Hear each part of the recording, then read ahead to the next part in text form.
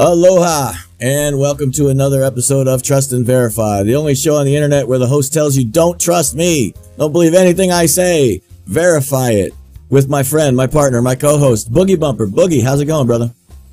Good. I think you forgot the ever trustworthy Boogie Bumper. You can trust me 100%. Don't trust James, but you can absolutely trust me. It's good to be with you. Thanks for joining us. Thanks for sharing, guys. Good to see you in the chat.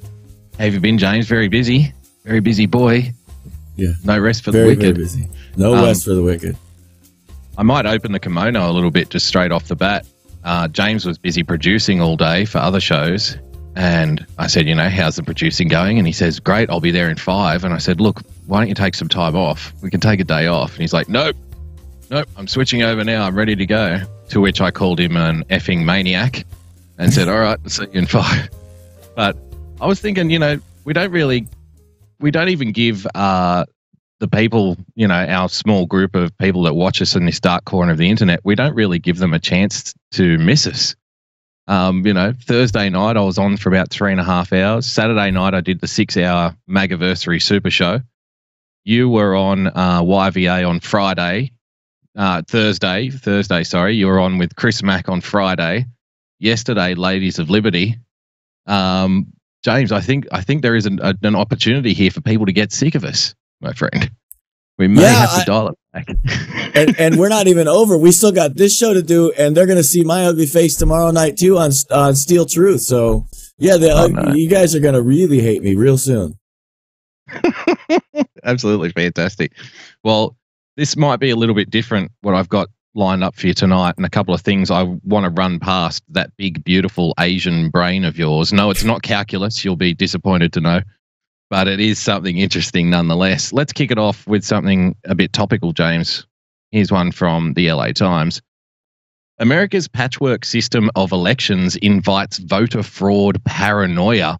Congress should fix that. Can you see the interweaving, narratives already just in the headline? So if you think about it, for the last 2 years, rigging of elections, election meddling, voter fraud, this was something that everybody had to be aware of, James. This was a very serious issue. Now it's been relegated to the realm of paranoia. And now that the Democrats have taken control of the House, well, I'm sure they'll get right on top of it. Do you see what's going on here? Our elections have always been a source of pride for Americans and admiration from many countries throughout the world. But the chaos, voter suppression and gerrymandering of late has put a blight on our reputation. Accusations of voter fraud from the president and others have not helped. Our midterm election is a perfect example. It is time to have a standardized methodology where every state in the union is equal. 3 states, Washington, Oregon, and Colorado, conduct their elections exclusively by mail, which I find amazing. Like, to someone who's not an American, that it's all mail-in ballots. That's insane. Most others have a mix of in-person and mail-in voting. Some states have electronic ballots that do not leave a paper trail. Now is the time to have a serious discussion about action, and Congress can take on polling places, ballot configuration, and equipment. A citizen in one state should have the same opportunity as a citizen in another to vote. Would you like to see some kind of standardized regulation across the board, James, like a federalization of the polling process, or no? Absolutely no freaking way. Now, having said that, we do need to fix some stuff, but let me point out the ignorance of the writer of that article. Congress cannot mess with the election, voting, anything without a constitutional amendment. It is one thing absolutely defined in the Constitution that the states will hold the election. The states have rights. The federal government has already trampled all over those rights. And so that's, again, you guys know my rant, right? I'm going to go rant off a little bit again and say we need to repeal the 17th Amendment because that really started the whole domino effect of the swamp, destroying states' rights. I mean, there's so many things that have been destroyed because of the 17th Amendment. It's ridiculous. But Congress can't do anything without that. They need to do this as a constitutional amendment process in order to take back any kind of control over elections. Now, what is the whole point of a republic? The entire premise, the entire point is decentralization of power And that would be another avenue where there would be centralizing power, which is how you end up with these third world dictator actions that we see happening all over the country. So that is definitely not a direction we want to go down. We do, however, need to put in place some kind of protections for the voters, for the people that are, we're watching vote fraud on a massive scale in every state right now. We can see it. It's in the news. It's plain as day. It's blah in your face. So what we need to do is have prosecutions that actually have teeth. People actually prosecuted for the criminal behavior of people like one, what is her name again? Brenda Snipes something. I don't remember her first name, but yeah, she needs to go to jail. Like this is criminal behavior that he's doing. It literally comes down to their intentions are bad. Their intentions are to steal elections. So that is something that definitely needs to be addressed. And I don't know the answer. I really don't have the absolute solution, but I do know that the federal government cannot just willy-nilly take control of the elections. And it's so like the left, isn't it? They never miss an opportunity. Now that confusion and anger about alleged voter fraud is all the rage, James. Well, now here's a perfect opportunity for us to centralize power again, And like we've got the Congress, now's the time to do something about it, because they don't actually point to actual voter fraud. They say vote the paranoia. Like we're allowing paranoia about voter fraud to come through. There's actually something in tonight's theme, out with the old. It was specifically about Nancy Pelosi, but as I was doing my prep for today, I came to the realization that all of these publications have now shifted into a mode of, you are, as a Republican, James, you're afraid of everything now. Everything. You're paranoid about voter fraud. You are. You're paranoid about voter fraud. You're petrified of Alexandria Ocasio-Cortez because she represents the Yeah. We'll get to that. You're paranoid about the changing demographics in your country. You're afraid of that. You're just a blubbering mass of voters going around from one catastrophe to the next. Too afraid to look at yourselves in the mirror. But then when I look at the reality, James, I'm confronted with images of people stroking puppies in universities, safe spaces. Wanting to curb, the Second Amendment, wanting to curb the First Amendment. And I'm always like, well, hang on, who's afraid here? Who are the ones that are afraid? The people that are seeing Nazis under every bed, right? Like, oh, Nazis under the bed. So it's just ridiculous. Speaking of which, James, got another one here for you from one of our personal favorites, as you know, Salon. Donald Trump's fascist politics and the language of disappearance. I found this beautiful because even though I love dripping, bombastic, over-the-top, sexed-up language, James, in articles, this article is complaining about fascist language, but it does so by making itself into basically a 10-paragraph word salad, which is completely irrelevant. So listen to this kind of stuff. In an age when speed overcomes thought, a culture of immediacy blots out any vestige of historical memory, and markets replace social categories. Language loses its critical moorings and becomes what Chris Hedges has called a gift to demagogues and the corporations that saturate the landscape with manipulated images and the idiom of mass culture. Does anyone know what that means? Can anyone figure that out? Yeah. Yes, I can. I can tell you. Let me translate real quick. The guy that wrote that is a pseudo-intellectual. That's what that means. That's exactly what that word salad meant. I know, it's okay to have fears about the language of fascism. At least we can understand what the fuck they're talking about most of the time, right? It's pretty easy, If it doesn't work, I guess we could just all be afraid anyway. No longer a vehicle for critique. Yep. Go ahead. Sorry, I hated that. I didn't realize you were going to keep reading from the word salad. Let's finish that, and then I just want to address a couple of things I saw in the chat room, and the one of the best comments on there was Puppy Stroker. Like that's a whole new slam. Hey, you puppy stroker. But then the other one was that they made a comment about Brenda. You know, we all know she resigned, right? But the whole thing is that this is what these guys do in lieu of prosecutions, right? They think that, well, if I resign, I'll go away and then people won't prosecute me. No, we need to prosecute that woman. But let's go on with the word salad. I'm a little hungry anyways. Yeah, this should definitely whet your appetite. No longer a vehicle for critique, doubt, or possibility, language in the age of Donald Trump upholds the cultural and political workstations of ignorance and paves the way for a formative culture ripe with the death-saturated practices and protocols of fascist politics. As a species of neoliberal fascism eradicates social bonds and democratic communal relations, vulgarity parades as political wisdom, and moral cowardice becomes a mark of pride. In a neoliberal age that has a high threshold of disappearance, the sins of a Vichy-inspired history have returned and are deeply rooted in a Republican Party that is as crimogenic as it is morally irresponsible and politically corrupt.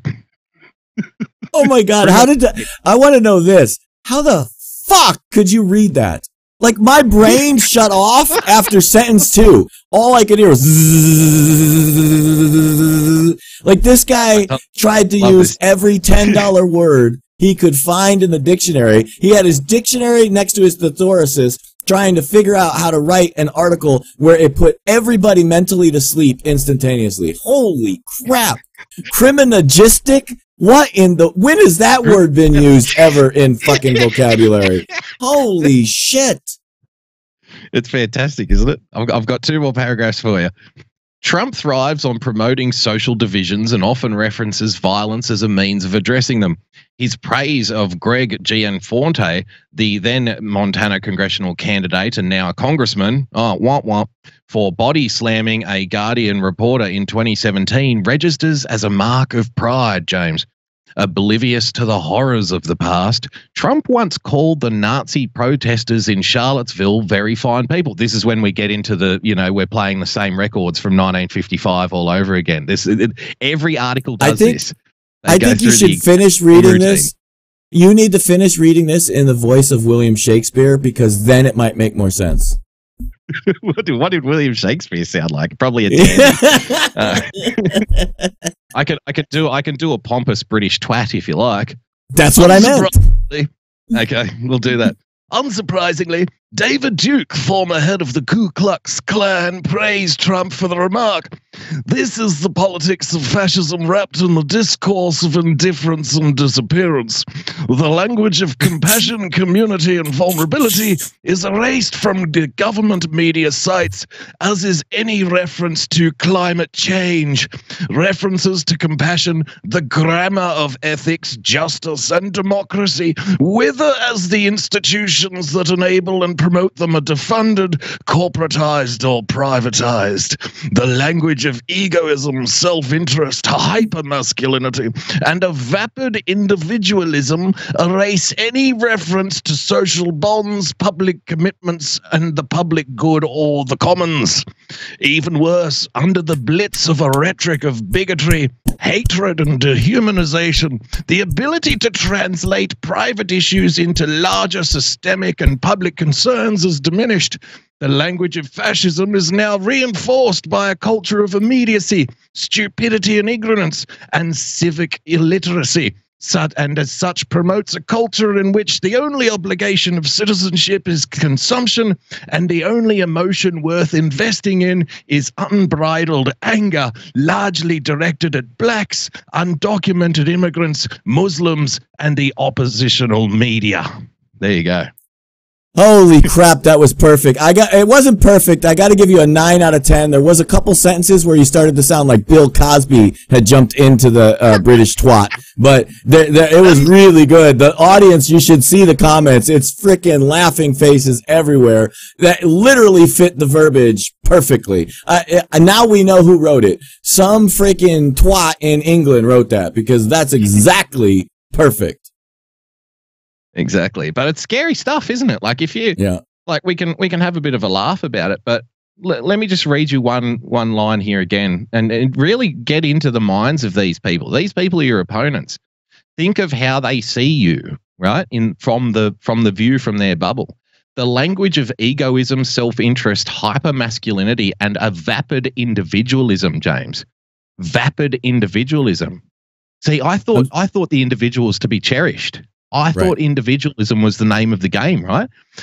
It goes on, erase any reference to social bonds, public commitments, the public good, and the commons. Even worse, under the blitz of a rhetoric of bigotry, hatred, and dehumanization, the ability to translate private issues into larger systemic and public concerns is diminished. The language of fascism is now reinforced by a culture of immediacy, stupidity, ignorance, and civic illiteracy, and as such promotes a culture in which the only obligation of citizenship is consumption and the only emotion worth investing in is unbridled anger at blacks and immigrants, etc., etc. It's all socialism. Yeah, you're right. Absolutely. This entire word salad is written communism, socialism, good, individual, nationalism, bad. Like, and it's written in this pseudo-intellectual context where people literally go, I'm serious, my brain was just buzzing as they were reading that in a normal voice. And then, you know, it's literally like you go to sleep. You get this transfixed look on your face like, oh my God, shut up, please. Please stop talking. It's hurting. My brain is hurting from you using every single $10 word. That's what they want. They want you to go to sleep and get hypnotized by socialism good, individualism bad. These guys are, it's easy to see what they're doing. And the good news is most of their constituents are too stupid to read that shit. Yep. Yeah, it's all, and there's a lot of this that goes on in these kinds of publications, isn't it? Like dazzling, like using the big words and like the invented terms, like linked together in order to dazzle the audience. Like, hey, this guy must be right. I mean, have you read this stuff? Can you even understand it? If I can't understand it, it must be too smart for me. And if it's too smart for me, then it must be right. See, you know, like George Orwell wrote about this stuff in his world famous essay, Politics in the English Language, and where he, you know, theorized and argued that all political language is essentially an attempt from the political class to make the brutal seem acceptable. Right. And the more over the top it is, like to use your term, you know, the $10 words, the more of that you find, the less honest it is.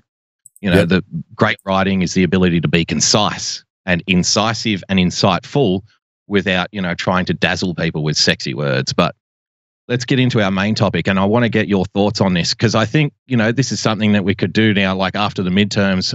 It's been pretty crazy for a while. The Democrats, for rightly or wrongly, by hook or by crook, they have now got themselves a little foothold back onto Capitol Hill from which they can launch new attacks. So I think, you know, my gaze tends to go to them now and say, all right, let's see what they got. Let's see where they're at. Let's see what they're going to do. I got this one for you from the Washington Post, James. Nancy Pelosi has served America well, but it's time for new Democratic leadership. Uh-oh. This is so... Uh-oh. I can't wait. Oh, I can't wait. How did the Democrats win the House majority, James? We did it with exceptional candidates, including a record number of women, as well as a wave of veterans and people of color. We did it in the face of serious institutional obstacles such as gerrymandered districts, voter suppression, and an avalanche of special interest money aimed at maintaining the status quo. I believe the Democrats actually outspend the Republicans by some way. You see straight away we're doing the mirror argument, right? Oh, all of the money came flooding in to maintain the status quo. We're still the subculture. We're the resistance, right? We now have a chance to tackle the problems the Republican majority ignored for the past 8 years. We now have the responsibility and the authority to hold President Trump and his administration accountable for their actions. And we now have the ability to show voters that we will deliver on the promise of change on which we campaigned. Yes, 10 years ago. Remember the change 10 years ago? And you had the White House for 8 of them? For many House Democrats, that means supporting new leadership for Speaker of the House. Let me be clear, this isn't personal. As the top House Democrat since 2003, Nancy Pelosi has done great things for the Democratic Party. Oh, yes, isn't she wonderful? That's why we have to get rid of her. And more importantly, for the American people. As a woman in politics, I respect how she made history 16 years ago. She is a role model for women and girls all over the country. But she's got to go, James. But I also recognize that many of the candidates who won us this majority, men and women, promised the people of their districts that they would support someone new to lead our party in Washington.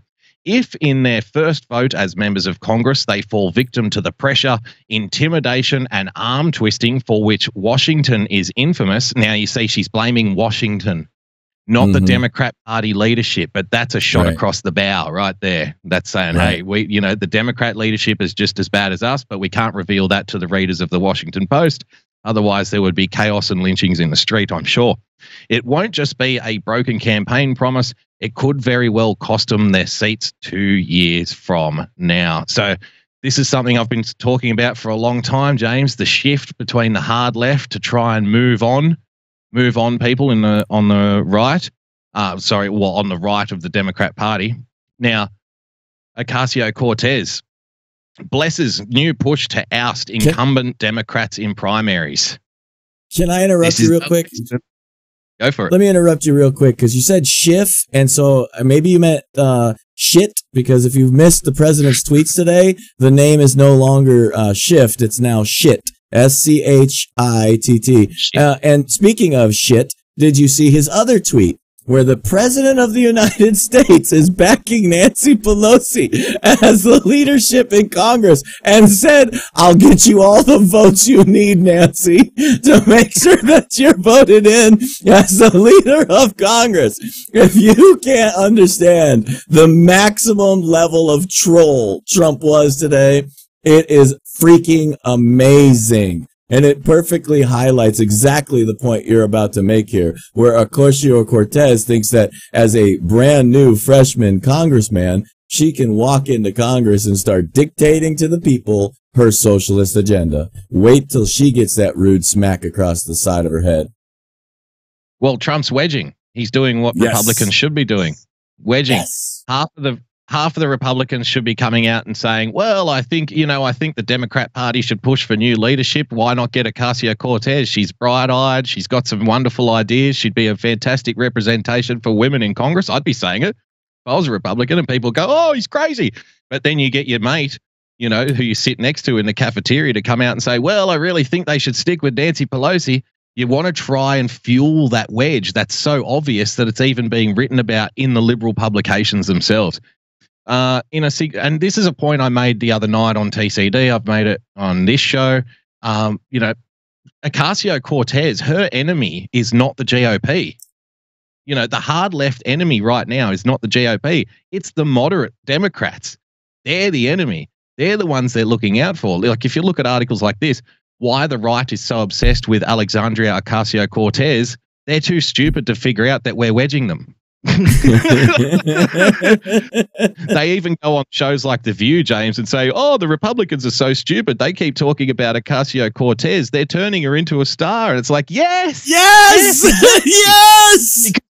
She's going to destroy the party. You don't understand. She's going to tear it apart. That's why we're doing it.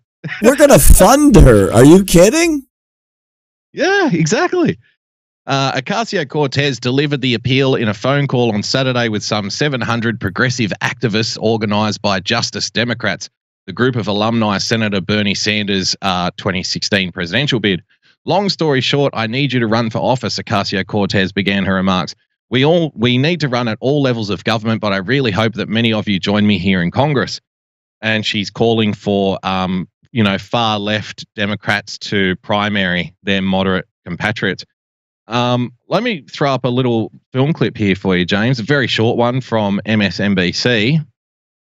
Now, MSNBC is obviously backing Nancy Pelosi, but they had to go all the way back to 2006 to find a zinger, like a smart line from Nancy. So here it is, glorified once again in 2018. Nancy Pelosi has been the Democratic leader in the House of Representatives for just about 15 years.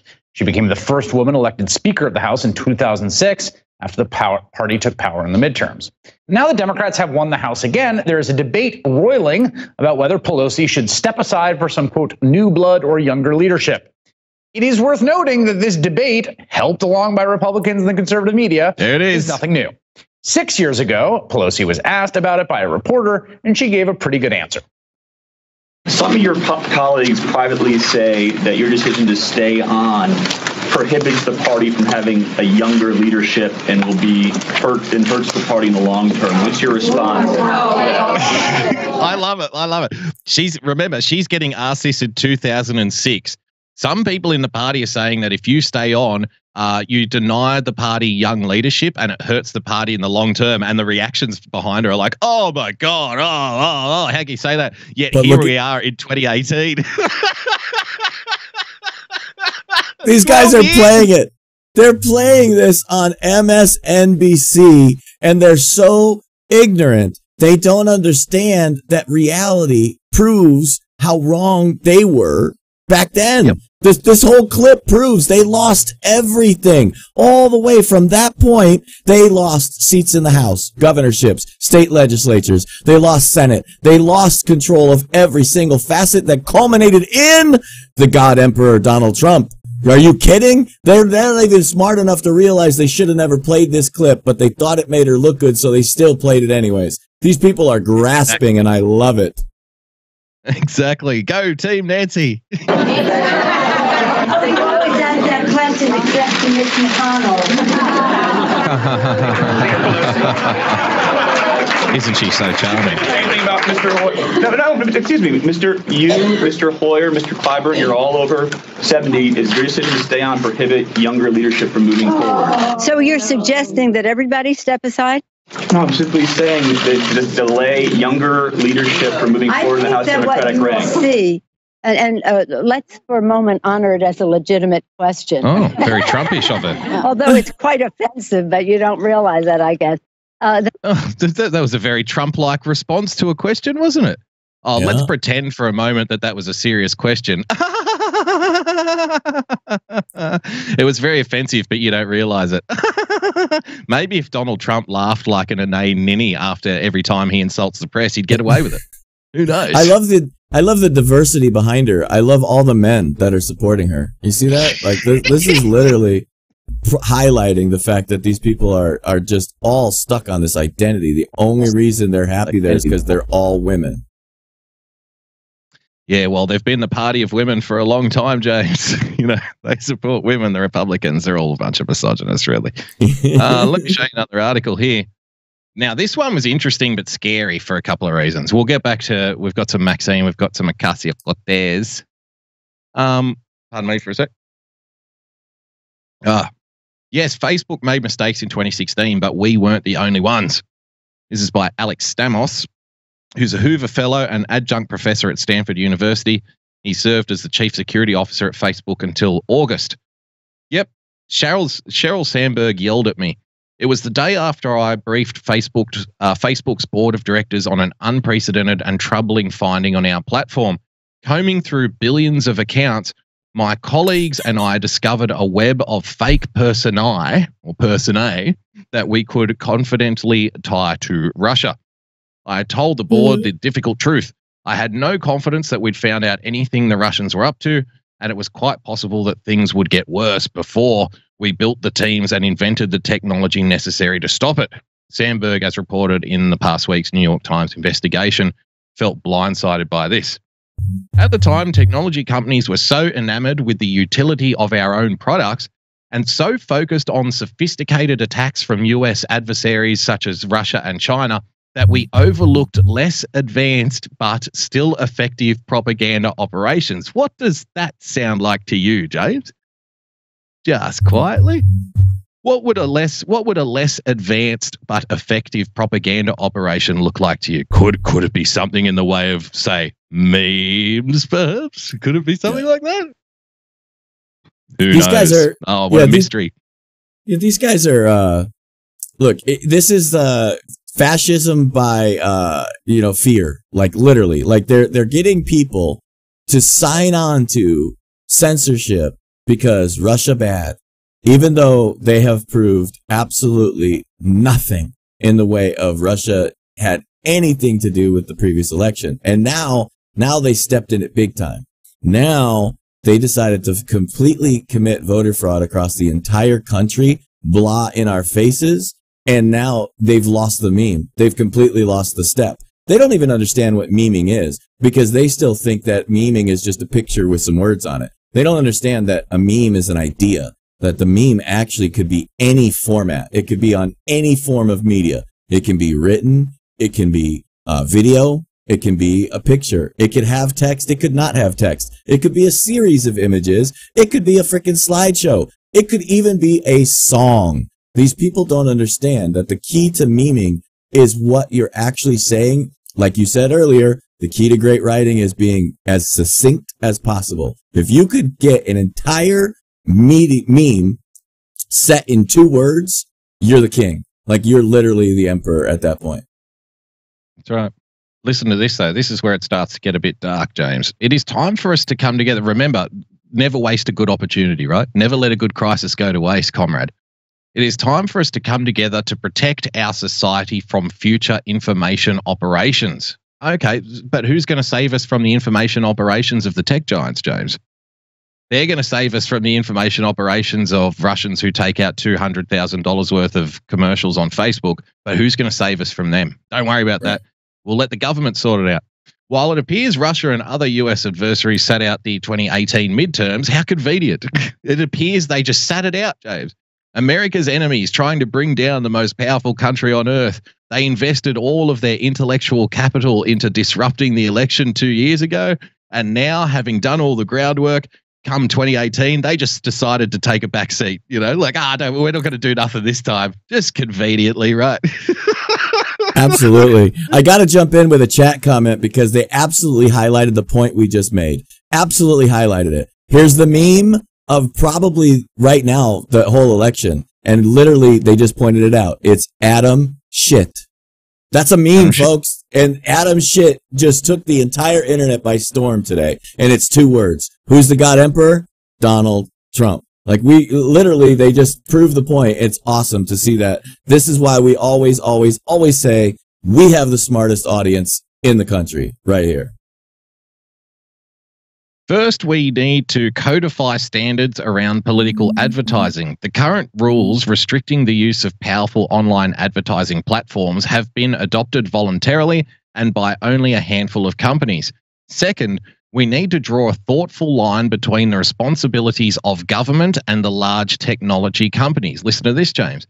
The latter group will always need to act in a quasi-governmental manner, making judgments on political speech. The tech companies. So it's not a debate about whether the tech companies can, should or should they not restrict political speech, which I believe is the essence of the First Amendment in of itself. Political speech is protected. But no, they will always have to act in a quasi-governmental manner, making judgments on political speech. Judgments, not law decisions, personal judgments. How's we want to resolve to our duly elected government? Many areas of cybersecurity demand cooperation between government and corporations, and this is where it gets really scary. And our allies in France and Germany provide models of how competent defensive cybersecurity responsibility can be built in a democracy. So wow. Yeah, right. I thought, well, I better go and check out this model. So I went to the UN, Sustainable Goals Development. Forum grapples with curbing internet abuses from cyber attacks, censorship, and control. United Nations Secretary General Antonio Guterres and French President Emmanuel Macron issued calls for bolstering policies to contain malicious use of transformative technologies and called for risks to be turned into opportunities. Never let a good crisis go to waste, James. Mr. Guterres cautioned about the negative use of the internet that has emerged. Cyber attacks, data breaches, hate speech, repression, censorship, and control all have to be addressed and overcome. Quote, discussions on internet governance cannot just remain discussions. Policy and relative normative frameworks must be developed to ensure impact. We cannot leave our fate in the digital era to the invisible hand of what? Market forces. The free market is the enemy here. What we need is gross, over-the-top government regulation to tell us what we can and can't do. This is the model. This is the model that the former heads of security for Facebook are looking to and giving a round of applause. It gets better. Mr. Gutierrez stressed that technology should be harnessed, quote, to empower rather than overpower, and encourage participants to reach out beyond the, quote, usual suspects, break out of existing silos, and take a more multidisciplinary approach by engaging with specialists who may not typically be included in technology discussions. This includes governments of, quote, developing countries, and amplifying the weak and missing voices into the conversation. Now, I know you're smart enough to read the subtext into that. So we're amplifying the weak and missing voices into the discussion. Guess what? White privilege is going global, baby. It is going mainstream. The quote unquote fake news, if this is a mouthpiece for the powerful right-wing establishments, you must be suppressed. What we really need to hear about are the hard luck tales of, say, economic migrants, James, people in the third world. These are the voices that need to be amplified, and we need to put into place the digital frameworks that don't make it easier, but make it absolutely a sure thing. This is the UN. From the top down, baby.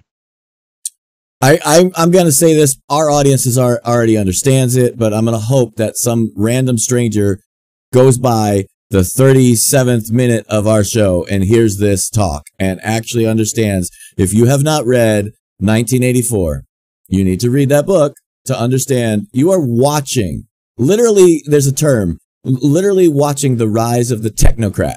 The technocrat is the pseudo-intellectual idiots that run corporations combined with government power and control your life from all of your technology. This is what we're watching. The government is working hand in glove with Silicon Valley to control not only your mind, but your behavior, your literal thought patterns. They're putting ads in places to make you start thinking about things, even though they don't even care if you buy the product. They really don't. They're only placing those ads to get your brains. And sometimes you think that your resistance to that is, they didn't get me because I didn't buy that piece of crap. It's not about that. It's so subtle, you don't even understand the manipulation that's being happening. And they're highlighting it right here. Like Boogie just said, literally, they're going to take white privilege across the entire world. And they're going to set up the pseudo straw man so that everybody hates white people bad. And they think that it's the way to lead them to this grand utopia, when really what they're trying to do is lead you to World War III, because these are the same frickin' morons that think the whole world is overpopulated. As someone who's been reading, UN documents for probably the better part of 20 years, James, I'm sure you're aware of this, but for people who aren't, wherever you see the term sustainable development, you can code that in for deindustrialization. That's right. That's essentially what sustainable development means. That means getting rid of your energy production, getting rid of your manufacturing, becoming a society of renters, essentially. And of course, one of the main drivers for, large industrial sized economies, James, unfortunately, is private property. That's got to go.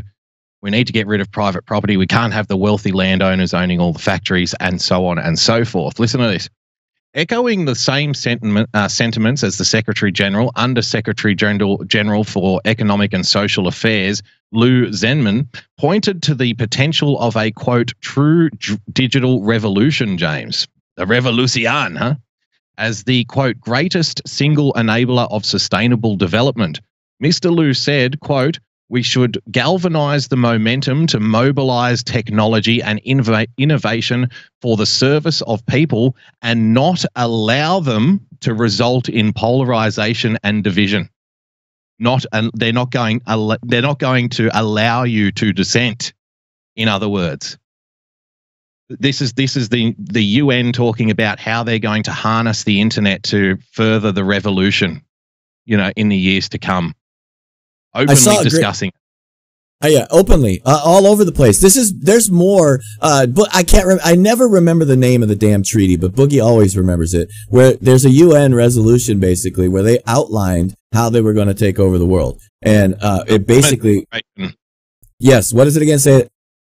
The Lima Declaration. The Lima Declaration. I can never remember it, and I should. It's just lima beans, but, I can never remember the title for it, but I know what it means. It means taking all of our money and getting it out of our country and out of our hands in the form of taxation and overwhelming control of your life, and then giving it to every other country on the planet, no matter where it is. It's literally a race to see how fast they can dump enough money out of the country to make us all poor, destitute, dumb idiots.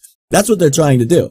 So the UN is putting this in your face, but I saw a great comment in the chat, a great comment that said, what do we do to stop them without stopping free speech?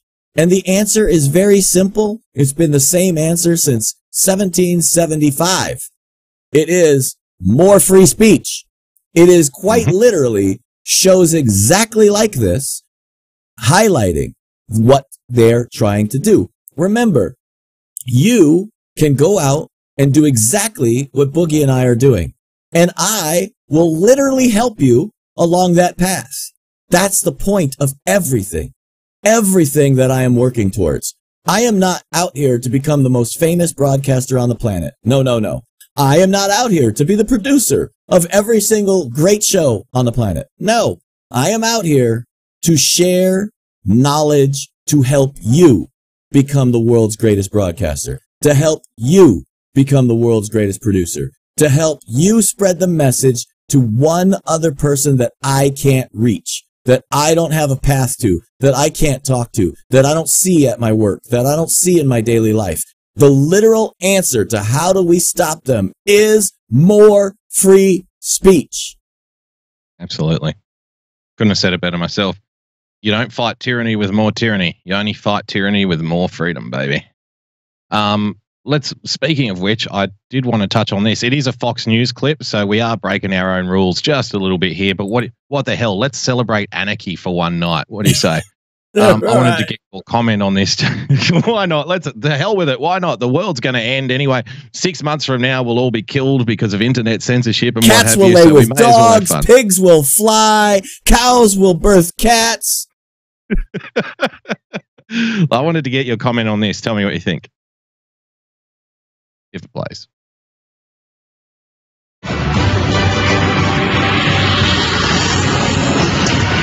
The House Judiciary Committee, which is run by Republicans for a little longer, will subpoena James Comey and Loretta Lynch in its final days in power. James Comey challenging them, tweeting this: House Republicans can ask me anything they want, but I want the American people to watch. So let's have a public hearing. Truth is best served by transparency. Let me know when it's convenient for you. House Judiciary Committee Bob Goodlatte says he prefers a closed-door hearing for this. He joins us now to explain. Mr. Chairman, thank you very much for being here. So James Comey wants it in public. You say more productive in private. Why? Well, first of all, I'd like to know how many of the many investigations that James Comey conducted as FBI director and in his long career as a prosecutor and investigator that were conducted in public.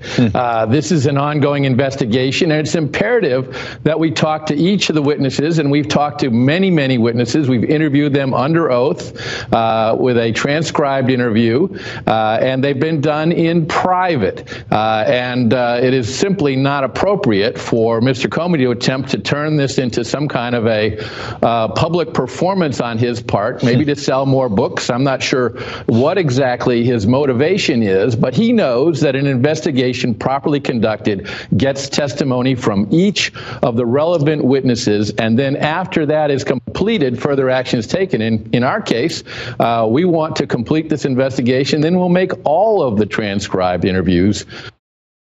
So I was thinking the reason that he wouldn't want it public is so quite obviously so he could sit there and say, well, I can't reveal that in public. You know, this is something that I can only reveal in a private interview, right? So he's protected by the fact that it is in public. But here's a question for you. And, you know, this goes to things like timing is everything, right? And, you know, the plan, James, they're leaving it a little late, aren't they? There's a couple of months left. Right? Isn't it getting a little bit close to the line here? Shouldn't this have happened months ago? No, I don't think so, actually. I really don't. Can't the Democrats end the investigation as soon as they take over control of the House? No.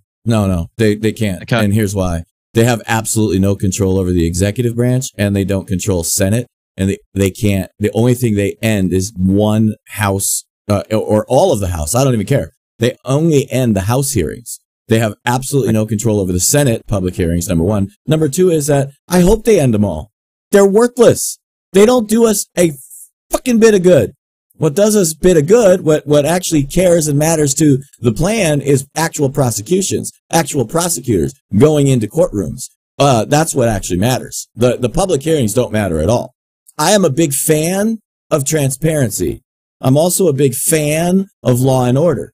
You do not provide transparency before a prosecution. And so your answer was absolutely spot on that Jim Comey gains more by a public hearing because he gains the cover of, well, I can't talk about classified information in public, but he also gains more of the ability of them to obfuscate and ruin the possibility of prosecutions. So there's a double-edged thing going on there where literally if we go out and we try to be transparent for a public hearing that has no actual basis in putting anybody in jail, you could actually destroy your entire case. So this is the problem here. I've always said this. I understand the Constitution. I'm on the MAGA agenda 100%. And I understand that the first thing you do is prosecute criminals. After the prosecution is over, whether you win or lose, is the time for transparency. That's when you open up the books and you say, okay, this is why they got off. This is why they're in prison. It's pretty simple to me. And that's when Congress is supposed to do a public hearing, is when it's in the interest of the public. This is theater.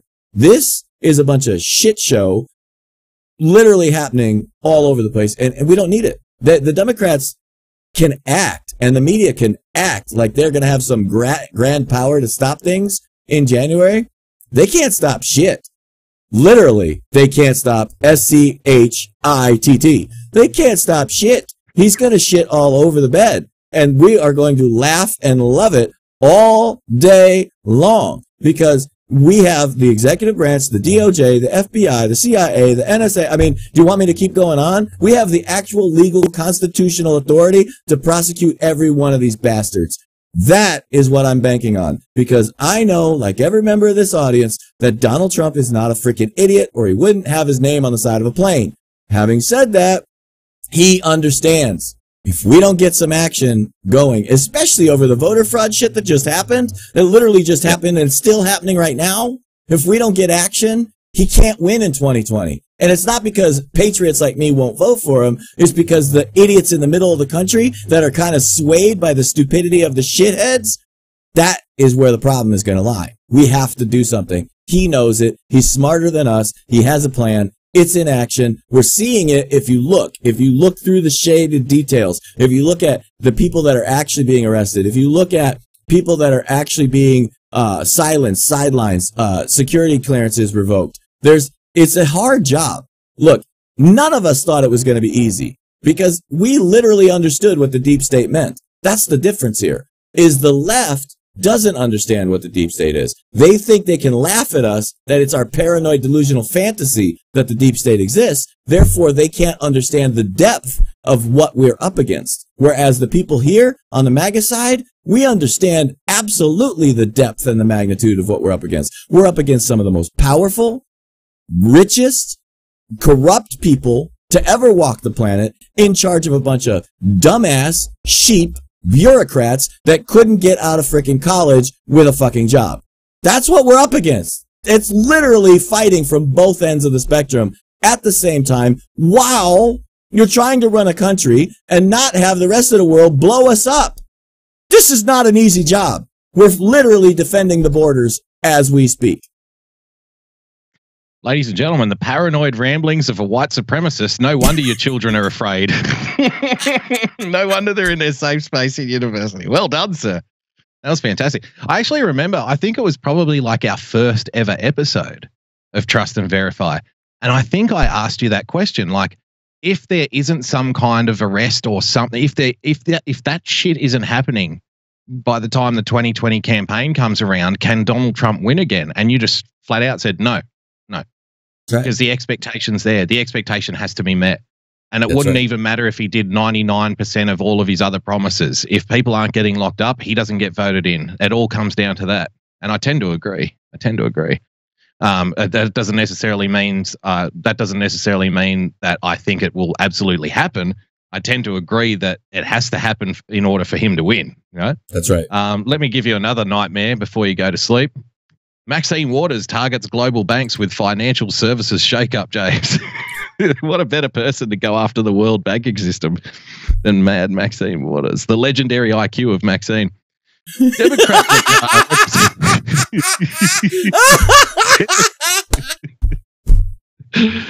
Democratic Representative Maxine Waters is proposing a new direction for the House Financial Services Committee. I would have thought straight into her wallet.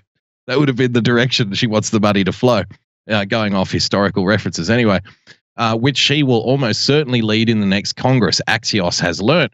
The most notable proposed change is lumping oversight of international financial institutions, which could mean anything from the world to foreign banks, with the existing Terrorism and Illicit Finance Subcommittee, while scrapping the Monetary Policy and Trade Subcommittee. That's all a bit wonkish, but let me go further. As word leaks out about the proposal, it's catching the attention of foreign banks. It's a strong signal that Waters is not just talking about going after the likes of Deutsche Bank. Sources familiar with the proposal tell Axios. Quote, Waters has not been shy about the direction and the focus she will take if she got the gavel. She's just literally putting it in writing, which got folks' attention. Sort of like, oh, she wasn't kidding. The source who shared the proposal with Axios told us via text. A big target for Waters is Deutsche Bank for its ties to who? President Trump and Russian money laundering, James.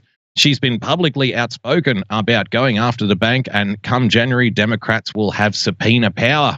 Other proposed changes to the Financial Services Committee include, and if you think that the Democrats are, they've figured out a strategy moving forward to power back, take back the White House, take back the Senate, and, once again, gain control of Capitol Hill, au contraire, dear listener, I present Exhibit A as to how the Democrats are not going to take control over Capitol Hill. There's a new proposed subcommittee, James, solely focused on diversity and inclusion within the financial services sector.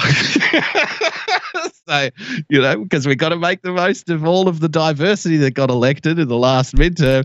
We need to get these people onto a subcommittee. Let's get them in front of a camera as often as possible, making constant arguments and investigations into private companies about why don't you have more women? Why don't you have more Muslim women? Why don't you have more, Latino women on your board? This will become a rolling laughing stock for these very wealthy, companies and very important institutions. Mark my words. So, but it'll be put forward as, oh, Maxine, she's looking out for the little guy. She's going after the big end of town, right? The headlines are being written already. Maxine Waters. The main thing here to remind everybody of when she's going after the big bad people that they're going to paint as Republicans is to point out all of the corporate money went to Hillary. All of the corporate money goes to Democrats or bought off and paid for rhinos. So the MAGA people aren't stupid. We know they can say whatever the hell they want. And the only thing that's going to happen is when they quote unquote, I love the idiots on Twitter that are like, talking about how, oh, Mr. President, Mr. Shit over here that just got you tweeted about Mr. Shit. He'll have subpoena power. Great. Subpoena my fucking janitor. You know what he can do? Sit there and say, I plead the fifth. Fuck you. Like that, literally, that's all they have to do. Their subpoena means jack shit. Okay? They have no power to file a single charge of anything. And here's even better. Let's pretend that they subpoenaed me and asked me my name. And I said it was Jose Jimenez. And they fucking filed a referral to prosecute me. Guess what? No way.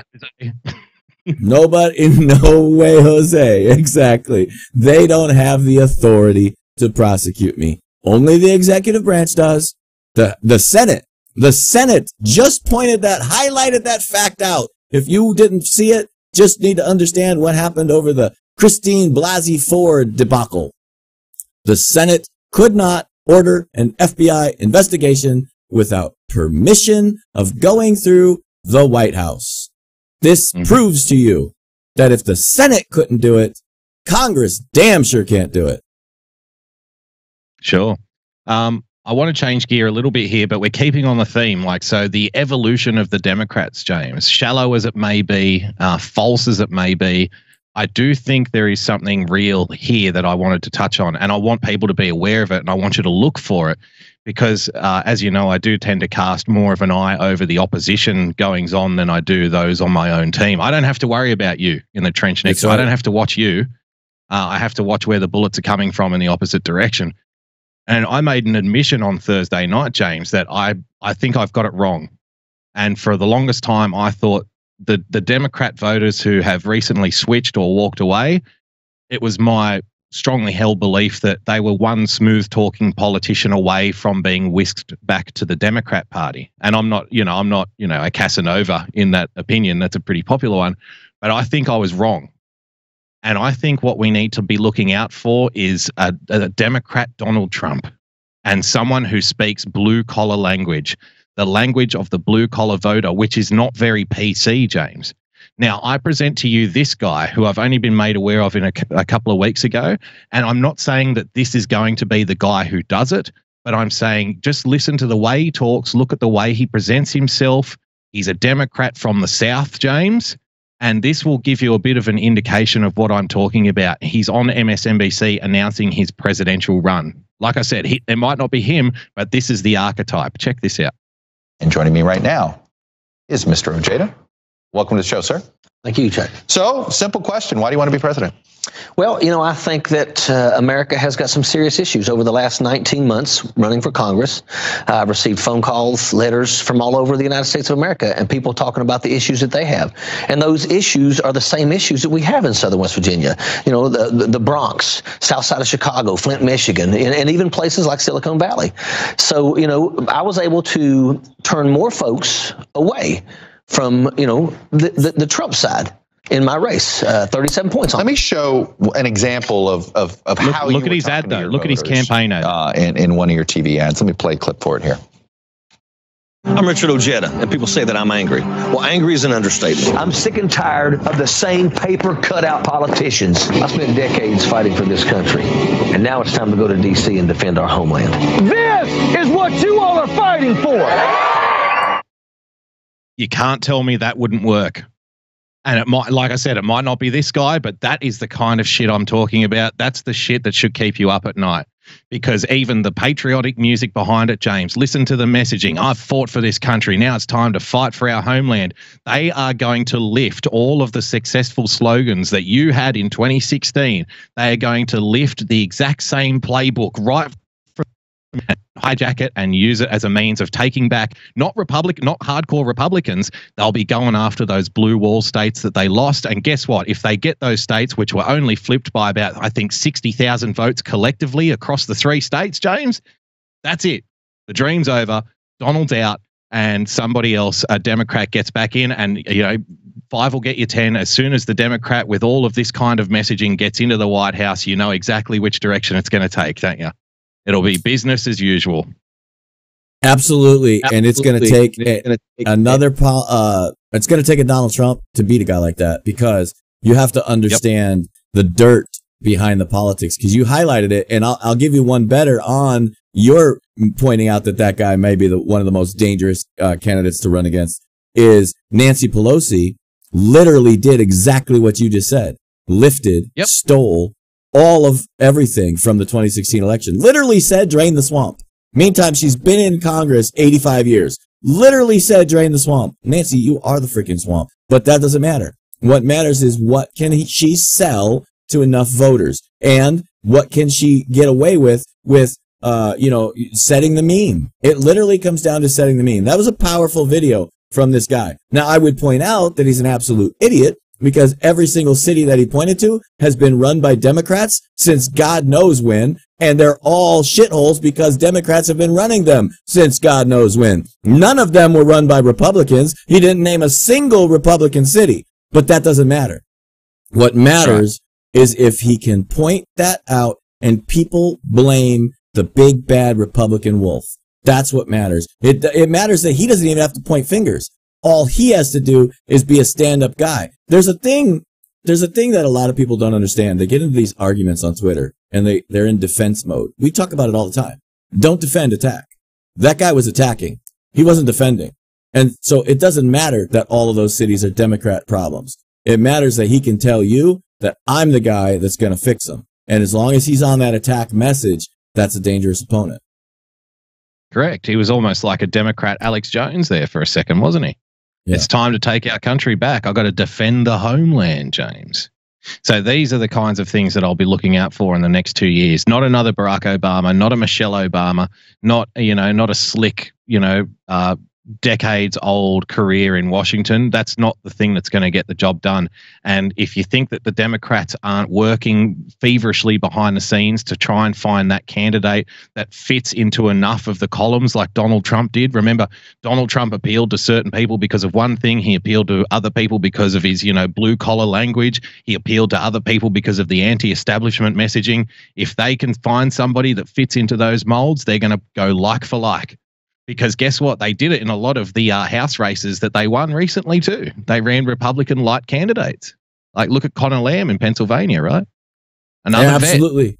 There's a lot of people pointing to that specific guy, and I agree with you, but I want you to understand something. That's not what Boogie and I are saying. What we're telling you is study him. He's a case study of your enemy. He is a case study for one of the most dangerous opponents you will ever face in the political arena because he speaks American. And if you don't understand that, you're going to lose because you're going to be pointing to identity politics. You're literally going to be playing Republican identity politics if you don't take that guy seriously. I'm not saying that guy is going to win. What Boogie's saying, not saying that guy's going to win. What we're saying is study the political archetype so that you understand when it happens that you have a counter attack, not a defense, a counter attack for that. That's the danger. Exactly. Because they're not all going to be like this one. Why the right is so obsessed with Alexandria Ocasio-Cortez. A guide to Republicans' flimsy, self-refuting hatred of the incoming congresswoman. I thought she struck a very pretty picture there in that bright red dress. I thought she handled herself quite well, to be honest. She did well. Incoming congresswoman, I think she's fantastic. She should be the Speaker of the House, James. I'm putting that out on Twitter. Incoming Congressman Alexandria Ocasio-Cortez visited Capitol Hill this week for an orientation program for newly elected representatives. Conservative commentators relished the opportunity, James, to take a few shots at their new favorite political punching bag. On Thursday, Eddie Scarry, a Washington Examiner writer with a long history of making misogynistic ad hominem attacks, James, and taking surreptitious photos of women's rear ends. Wow, he sounds like your regular Michael Avenatti by the sounds of him, or Al Franken. Tweeted a photo of Ocasio-Cortez walking down a hallway. Baby, I hate to see you go, but I love watching you leave. The tweet was immediately attacked from all corners of the left-leaning internet. You mean the internet? With birds coming from meme makers who posted the text of Scarry's tweet with photos of famous ridiculous jackets, as well as two of today's wokest dictionaries, dictionary.com and Merriam-Webster. The wokest dictionary.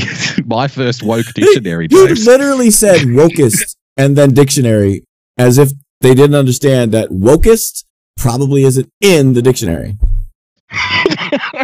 Look at this. Again, they're telling you why you're afraid of something. It's not hard to see why Ocasio-Cortez is a perfect straw man villain for the right. Well, no, she's a real human being. She's not a straw man.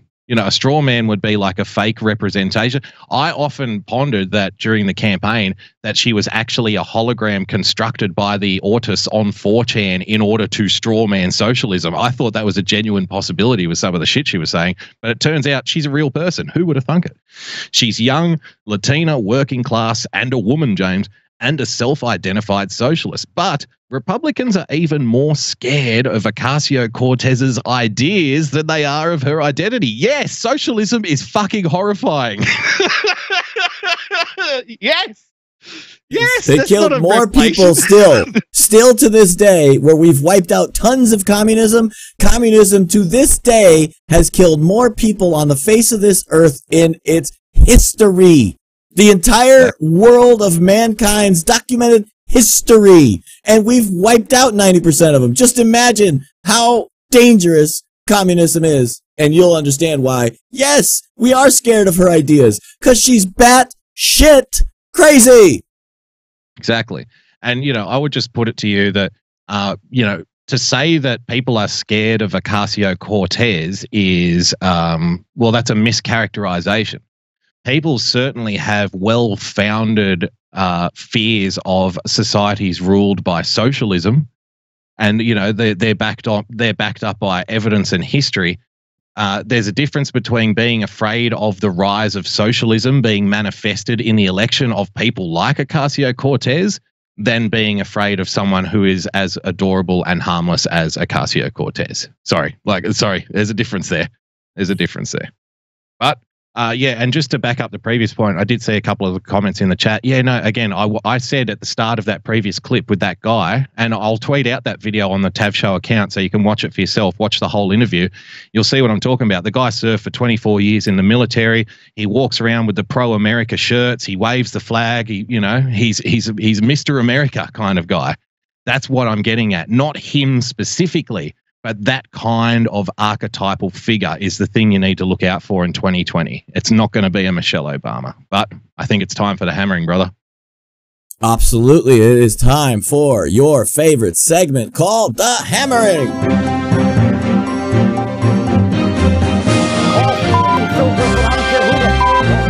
Stop the hammering. Well, there might be only one thing scarier than a Republican scared of Ocasio-Cortez, James. The KKK. Let's check out why it's still relevant. Senator Kamala Harris had this line of questioning for Trump's pick to head ICE. Well, the Klan was what we would call today a domestic terrorist group. Why? Why would we call them domestic terrorist group? Because they tried to use fear and force to change political environment. And what was the motivation for the use of fear and force? It was based on race and ethnicity. Can I just ask, why is she asking him to write an essay on the KKK? Because she's trying to launch her presidential career on this shit. She's literally trying to launch a presidential career on this. Oh, no. Just what we need, a female Spartacus. Right. Are you aware of the perception of many about how the power and the discretion at ICE is being used to enforce the laws? And do you see any parallels? I do not see any parallels between I'm talking about perception. Officers and agents. I'm glad she's talking about perception, because guess what we've been talking about for the last month, James? Perception! Perception is reality, right? So in a world where truth doesn't matter, where facts are irrelevant, James, perception becomes the new reality. That's a well-worn saying in political circles that goes back for eons. Now, the perception may be out there that ICE is somehow like the KKK. Kamala Harris knows damn well that it is her sycophants and her comrades who create that perception. These perceptions don't just blow up out of thin, like they don't just come out of thin air. People don't just walk around thinking that ICE is like the KKK, like for no reason, right? So these perceptions are then created, but this is taking it to the next level. You've now created an alternate reality. You've created the perception is reality universe around your perceived opponent, and you are now using the perception itself to attack the person, saying, no, I'm not accusing you of being in the KKK. I'm just saying that's what the perception is accusing you of, right? Wow. You can now be prosecuted for unreality. Like if you didn't think facts, if you thought facts were still relevant, guess again. I'm talking about perception. I do not see a parallel between what is constitutionally mandated as it relates to enforcing the law. Are you aware that there's a perception? I see no. I'm being told that there's a perception, Kamala. Yes, he's supposed to validate the perception at that point, isn't he? Well, right. Yes, I am aware that there's a perception. As soon as you say yes, guess what happens? The bricks come flying down onto your head. Oh, well, That's if you're right. aware of it, what are you doing to change it? That's right. Are you aware that there's a perception? That puts ICE in the same category as the KKK. Look at the look. Even Chris Cuomo's like, woo, that bitch is crazy. Say the great debaters, Niger Innis and Simone Sanders. Simone Sanders. Too far? You know, I think, so what we didn't play, Chris, was before that, the question of the KKK came up because Senator Harris was referring to comments that the president's nominee had made calling the Democratic Party a neo-Klanist, which I'm not really sure what that is. No, see, Kamala Harris is innocent here because her comparison between ICE and the KKK isn't really relevant because the guy called the Democrat Party neo-Klanists. So she was allowed to then say that it was the same as the KKK. Why? Because he called the Democrat Party a name first. But, like, you know, we don't address the actual issue on the table here because this is the way that liberals always answer questions, right? Well, Chris, what you didn't play is the rest of the clip. Yes, I know that. I know that, darling. What I didn't say is an answer to any question you just asked me. Exactly. It's like if I've used this analogy before. If someone delivers you a pizza, right, and then you open the pizza and you're looking and it's got the pepperoni and the cheese and the blah blah blah blah blah and it's got everything on there, and you say, and the guy says to you, "Okay, here's the pizza that you ordered," and you say, "Well, you know, the main thing about this pizza is there isn't a box of ice cream with it." Like, what? I'm sorry, what? Like, you know, the pizza's all well and good. Like, you want to talk about the pizza. You've given me the pizza. But do you know what's missing with this pizza? Everything that's not on it, right? It doesn't make sense. It doesn't apply. And so without context, yes, I think folks would argue that equating the KKK to ICE is reckless and irresponsible. But frankly, that's not what Senator Harris did. And I think what? What? What? Oh my God. Context. I know what you think you saw. You know what's missing about this pizza? Everything else. There is no pizza. You do not have a pizza. You are getting sleepy. Deny the reality right in front of your eyes. That's twice in 1 week now. First, it started with Jim Acosta, who didn't actually touch the intern, and we all saw it on video.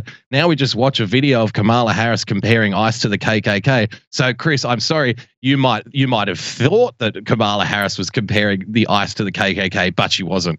Okay, why? Because of this. Oh, okay.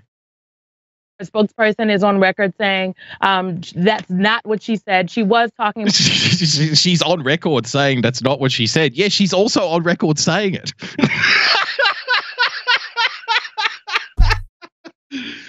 I am on record for saying a thing, but I'm also on record for saying that I didn't say that thing, so fuck you. I win. What is the definition of is? Exactly.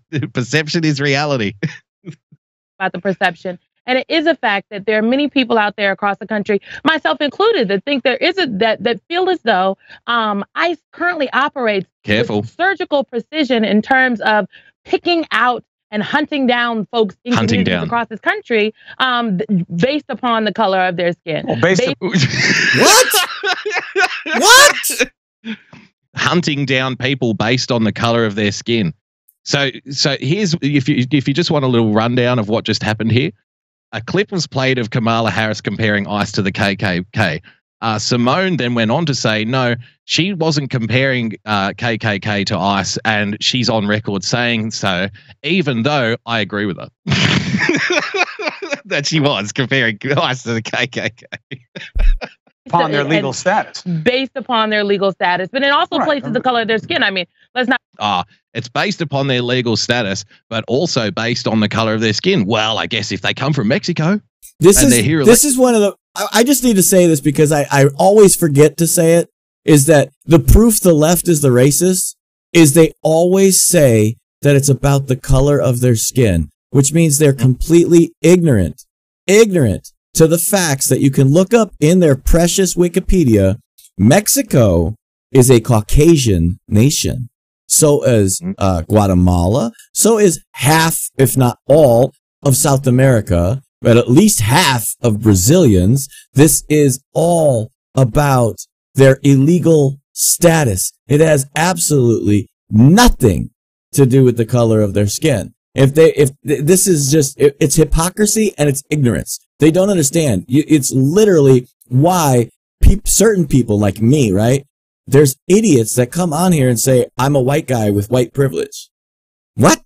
You're an idiot. You're literally a freaking idiot. But that's beside the point, because for them, it's not about reality. It's about perception of identity politics. Great comment in the chat. Lady Fritzer, she said, she's right. It's open season on whites. That's true. I mean, there's a very easy fix here for the Donald Trump administration, James. Hear me out. Work with me here. I've got a fantastic idea. If you know anybody who recently got appointed to the media advisory board, now would be the time to get in touch with them and say, I've got the surefire thing right here. So what we need to do is orchestrate a situation. Remember, perception is reality. What we need to do is get a whole bunch of teetotaling Englishmen wearing high hats and monocles and have ICE kick down their door and drag them out. It's like,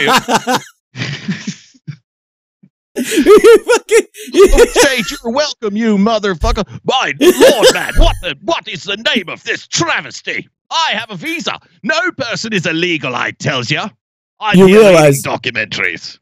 You realize our entire audience just pictured ICE arresting a room full of Mr. Planters. The Monopoly guy. No, the Peanuts guy. Yeah, look, Mr. Peanut. Look at him. That was subconscious marketing that James was doing there. See, I could just see that in the corner of my eye the whole show, and I didn't even realize it. Have officers stop folks driving because they look. Well, and Joe Arpaio got censured by the courts for exactly that, found in contempt because he refused to stop it. But the guy who's about to tear Simone a new arsehole, James, on the other side, I just want to give him a tip of the hat for the best resting bitch face I've ever seen. Look at that. He is ready to roll. Let's get to you on this, Niger. Is this just a question of context? Absolutely not. What it is a perversion of history.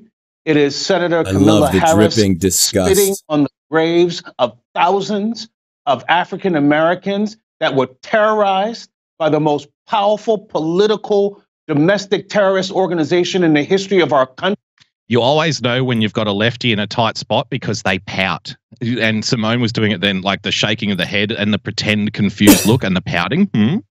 Dude, what are you talking about?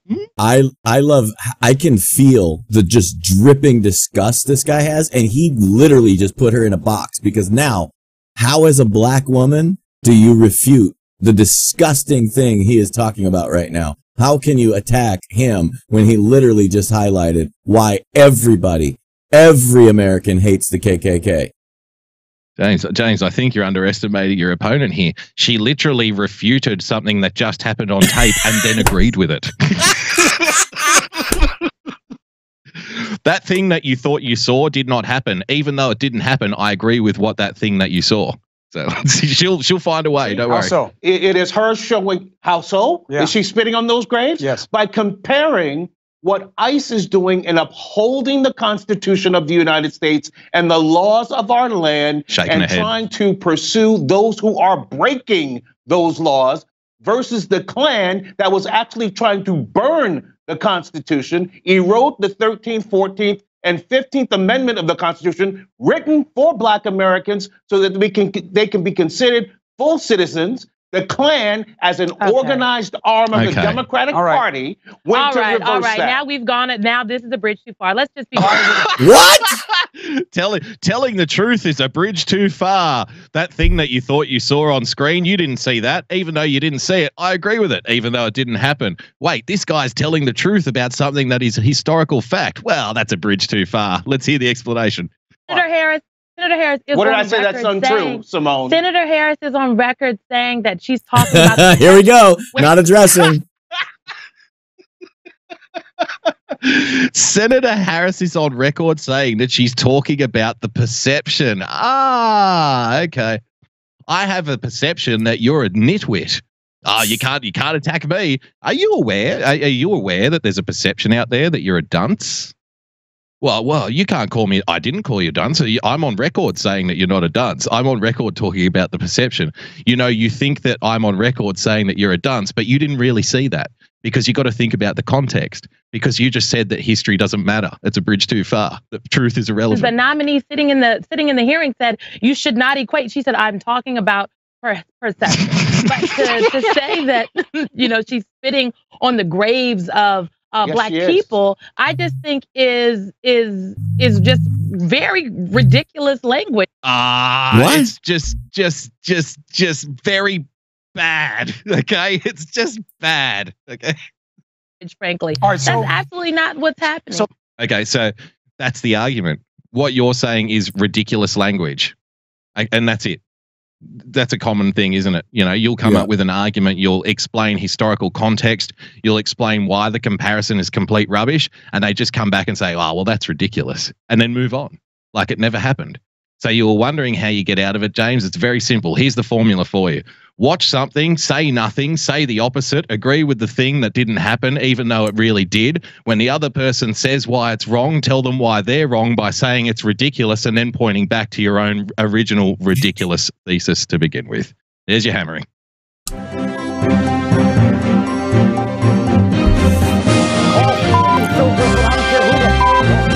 Stop the hammering.